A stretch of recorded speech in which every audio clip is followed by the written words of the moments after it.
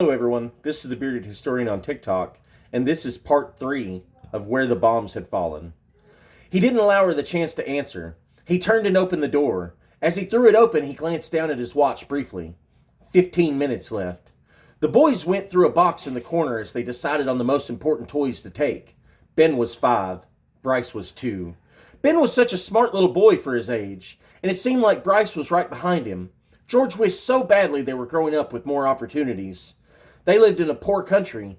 It seemed like generation after generation some dictator, warlord, or foreign government came through to take whatever they wanted.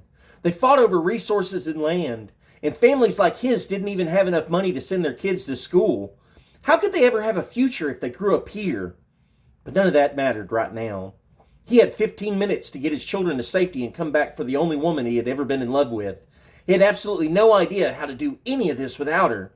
The thought of losing her made his knees buckle, as if he might be paralyzed to the spot and watch it all just end in front of him.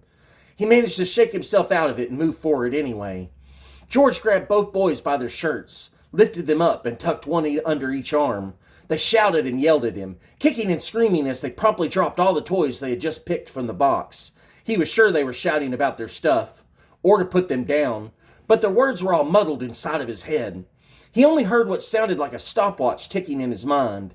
Each click moved him closer to a world where he might die, or worse, where he might live, but without Jennifer. He ran towards the door of their apartment, somehow managed to twist his arms with both boys still firmly tucked under them, turned the knob, and pulled open the door.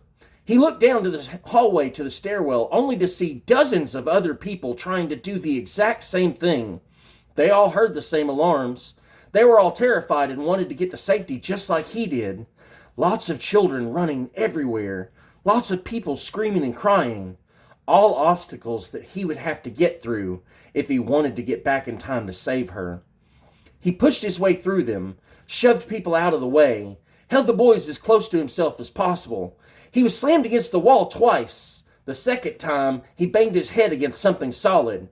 Now he had a throbbing pain that sat in his skull right alongside the stopwatch, which seemed to speed up with each labored step down the stairs.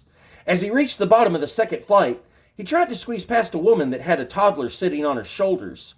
The kid flailed his arms around wildly and smacked George directly in the eye, way harder than he imagined a 3 or 4-year-old kid could hit a person. On any other day, he would have yelled at someone, or at least stopped for a second to baby his eye, maybe look in the mirror to inspect the damage. But there wasn't time for any of that right now.